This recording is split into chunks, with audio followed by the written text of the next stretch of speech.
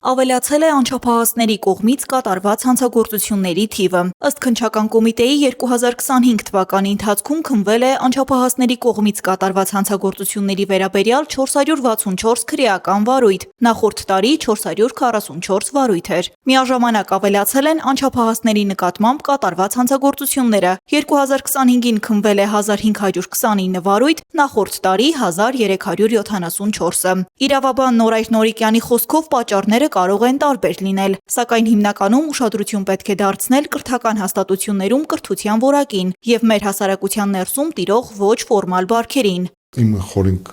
համոզմամբ այս ամենը պայմանավորված է կրթության որակով, մեր կրթական հաստատությունների որակով, ցավոք սրտի հասարակության ներսում տիրող գործընթացները եւ հանրային տրամադրությունները այնպիսին են, որ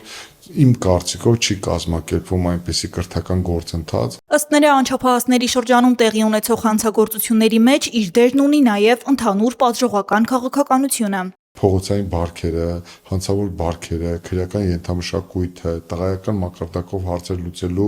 տխրահռչակ ավանդույթը շարունակում են դոմինանտ մնալ, որի արդյունքում էլ անչափահասների շրջանում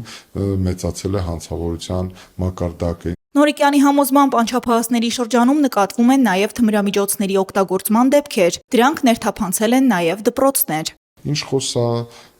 ցավալի իրողություն է, ես կարծում եմ սա նաև խոսում է մեր ընտանիքներում առողջ հատիկի բացակայության մասին։ Ի վերջո ընտանիքներում էլ կան խնդիրներ, ծնողների միջև հարաբերությունները, ընտանիքի ներսում տիրող տրամադրությունները իրենց արդյունքն ու հետևանքն են ունենում նաև երիտասարդների ձևավորման, նրանց մտածողության ձևավորման, աշխարհայացքի ձևավորման վրա։ Նորիկյանի պնդմամբ մեր հասարակությունում այսօր բացակայում է հերոսի կերպարը։ Չկա հստակ օրինակ, որի միջոցով երիտասարդությունը կարողանա ձևավորվել, զարգանալ, կրթվել եւ ստանալ շոշափելի ուղեցույցներ, սեփական արժեքները ու նպատակները ձևավորելու համար։ Հնարավոր է, որ մեծերի ազդեցության տակ կան ուղղորդված, պատվիրված, անչափահասներին սեփական ծուղակը գցելու տարբեր դեպքեր կարող են լինել, բայց կարող են նաև լինել ինքնադրսևորման, ինքնահաստատման ինչ-որ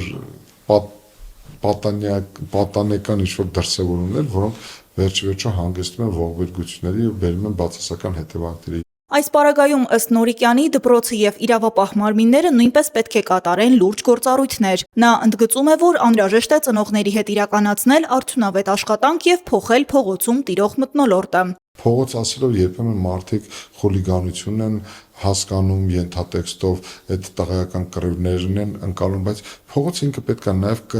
կոփի երիտասարդին, փողոցը պետք է նաև դրական էմոցիա հաղորդի, փողոցի կուլտուրան պետք է փոխվի, մշակույթը պետք է փոխվի, փողոցի բարքերը պետք է փոխվեն։ Նորիկյանի համոզմամբ, եթե մարդիկ մեր երկրում մի փոքր ավելի հանդուրժող լինեն, հանցագործությունների մակարդակը կնվազի։ Լաուրա Հարությունյան, Ալվարդ Բաղդասարյան, Մանուել Ստեփանյան, Ռադար Արմենիա։